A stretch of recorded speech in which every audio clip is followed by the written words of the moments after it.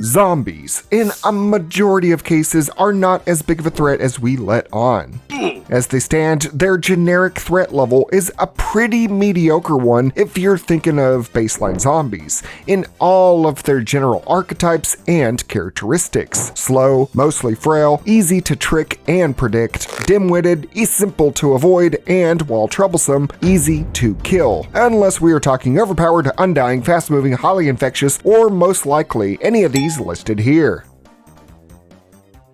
But in today's topic, we are not covering any of these. We're just going with the normal baseline stuff. Usually, when it comes to apocalyptic or pandemic level threats, governmental and armed forces try to come in and quell the trouble to the best of their abilities to keep society from totally crumbling. But for some odd reason, even the highest powers and strongest organizations tend to fall before the undead menace. To accentuate that fact, we are taking a focus on armed response in regard to the dead when they start waking up, primarily with two of the biggest zombie franchises in human history, George A. Romero's Living Dead series and The Walking Dead. But when the undead flesh was hitting the fan, there were vastly different depictions and stories of how civilization fell. More importantly, who fought back the best, and how the best in defense fell in the blink of an eye.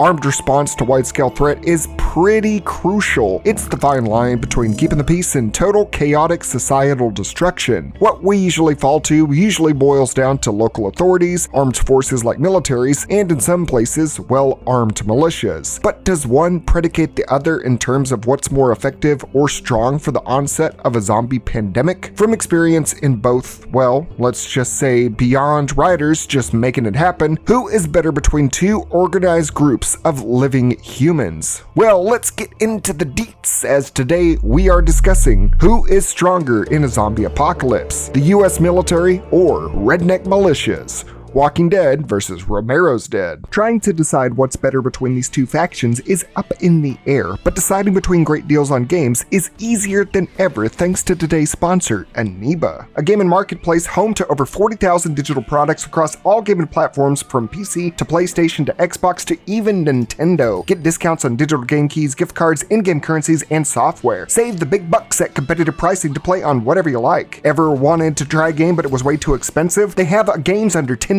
section. Lord knows I threw down $70 on Back 4 Blood back in the day, and on Aniba, it's only 50 cents! Resident Evil Village, a little over $5. Even the new Resident Evil already has some decent price cuts. Check it out for yourself. Hell, you can even get cashback rewards on some of the stuff you purchase, so it pays to play. I partnered with them when I first started my channel back in 2016 to 2017, and they have stayed within my trust. They have an excellent Trustpilot score and offer 24/7 live support on all purchases on their platform. Aniba is fast, secure, and reliable. Check it out now by clicking the link in the description and pinned comment below and save da big money on the games you've been wanting to try at aniba.com.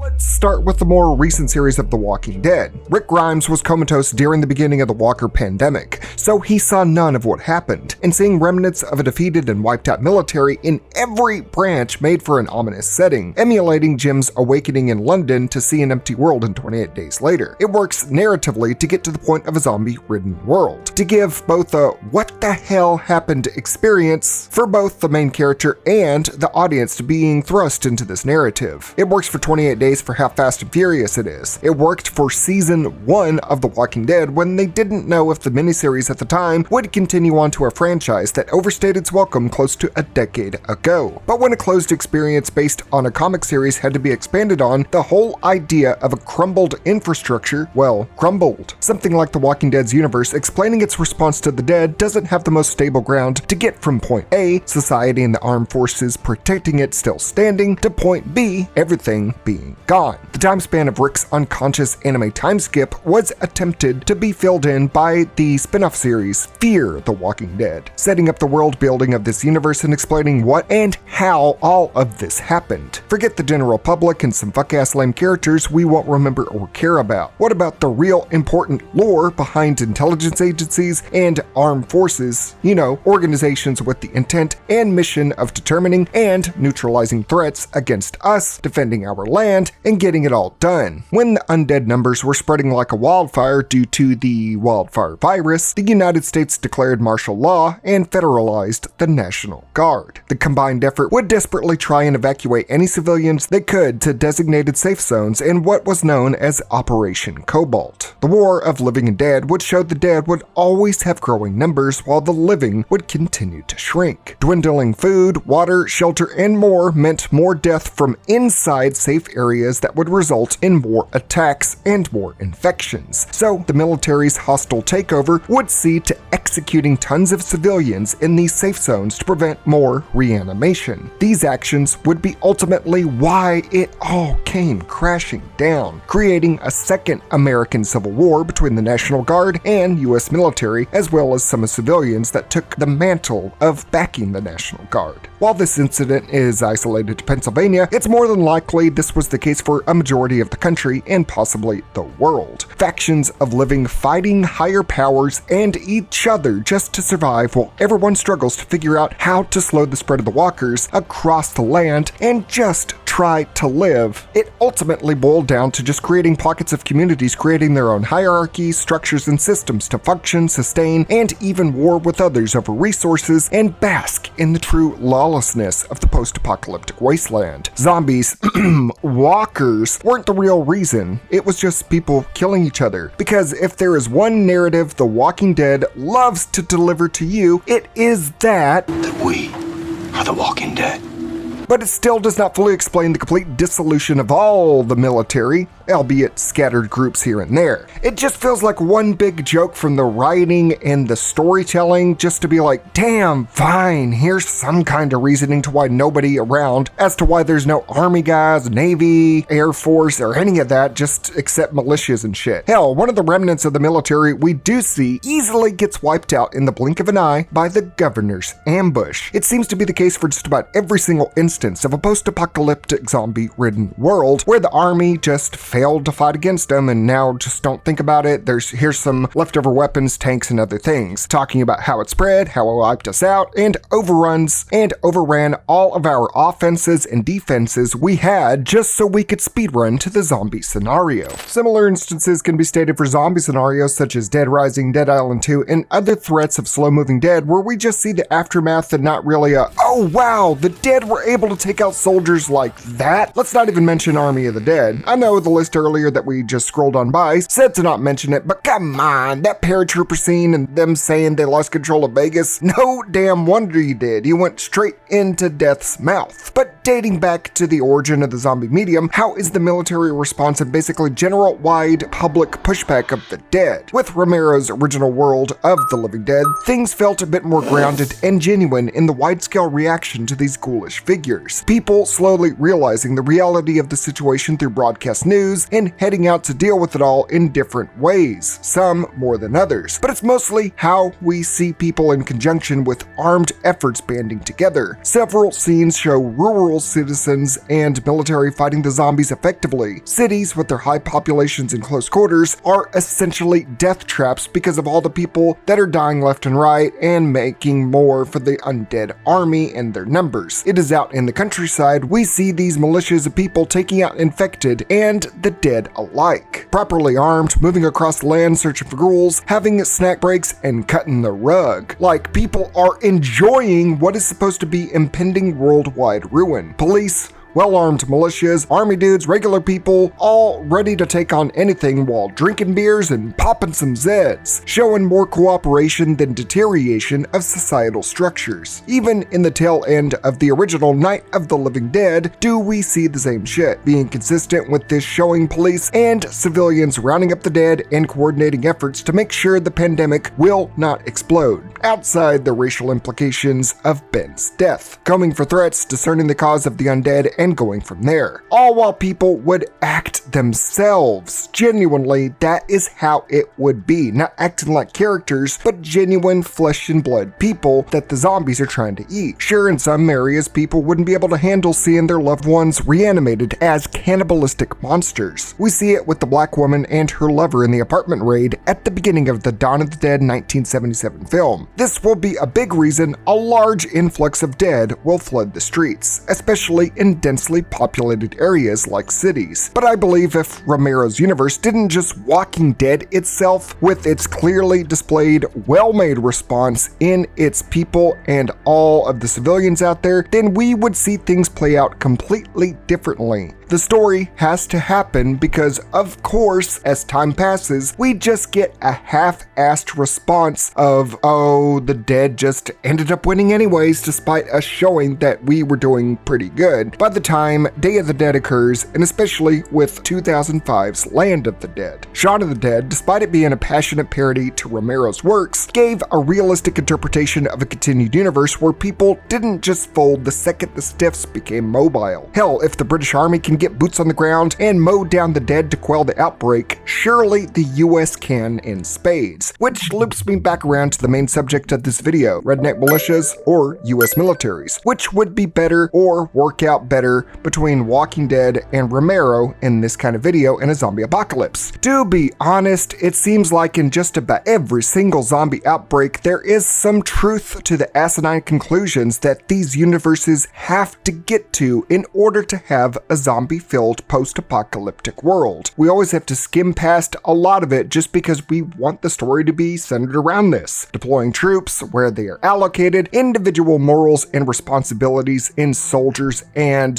the denizens you send out, governmental interference, funding, resources. There are so many compounding factors when it comes straight down to it. When it comes to military, like the Air Force, the Marines, Navy, everything you think of. Since the dead themselves are former people, there is a lot of red tape to pierce through when it comes to governmental oversight. That, alongside anyone that dies or gets bitten, needing to have their head removed or brain destroyed, just means more regulations that need to be rushed, causing delays that only help the dead. That causes resources to drain faster. That causes safe zones to be less safer and not knowing where we are going forward. It's why The Walking Dead's armies fell apart. It tried to have it both ways in governmental oversight in the population, in corralling them and them shooting the people like fish in a barrel, all while inducting all sorts of factions to try and make their way work. The military would induct everyone else and say, hey, it's only going this way and no other way,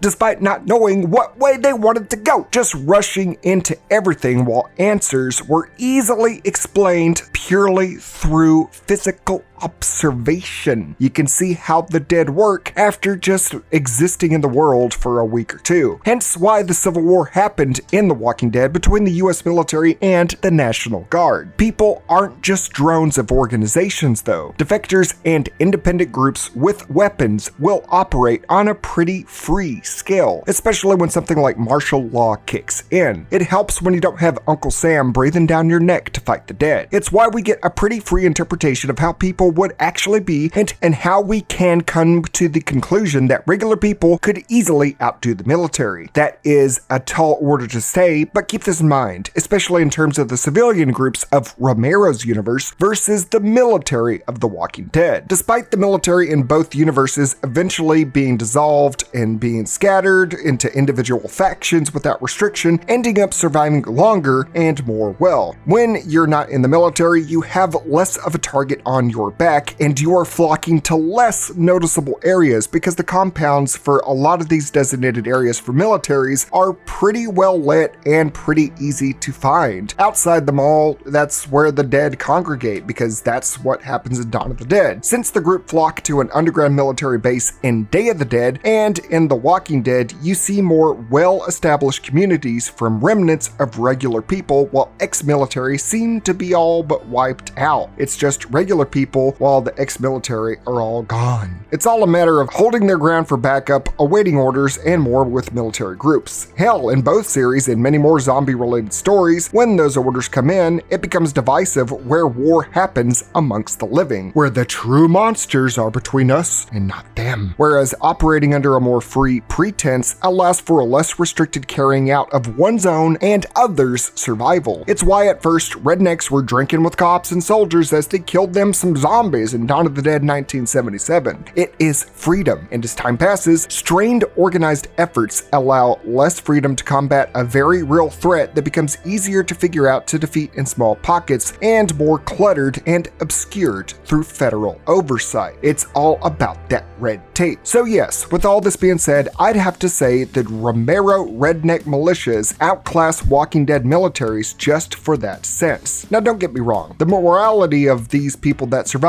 does not mean these people would either be awful or holier than thou individuals. If you're outpacing and out-surviving the military of a different universe, it's not meaning you're a better person or you're stronger. It just means you have less in the way. Just that in terms of survival and longevity, one outlasts the other. And eventually military without societal structure will eventually either die, await further instructions indefinitely, or defect or branch off into other post-societal factions outside the governmental military structure. So yeah, get your guns ready, boys. We're about to defeat what the military couldn't. Yeehaw! That about wraps up this random look into a subject I made over a year ago and kept in the back burner and debating on making a video over. It's kind of a ramble video. I'm putting this together just because finances and everything are all over the place, but if you enjoyed this, leave a like, all that bullshit. But keep in mind, I never served in any military branch, but coming in from the narrative perspectives and how the military and militias and all the individuals that are in these universes are laid out, this is what I would piece together in the how and why of armies and civilian factions. If there are any service members, current or former, in any of the countries, down in the comments, please add your 2 cents to this in terms of anything I've discussed. I want to add more to this, but I just am not knowledgeable on that, and let's have a discussion in the comments. I would love to hear from you. Don't forget to support the channel by being a Patreon patron or YouTube channel member to see your name featured on this list here. You can also be a part of it by donating during my live streams, where if you go to WSG Streams, you can donate while I play Left 4 Dead 2 every Wednesday, and you can join me there as well. Until next time, if you feel like the military's better or the militia is better or whatever for the zombie apocalypse, let me know down below.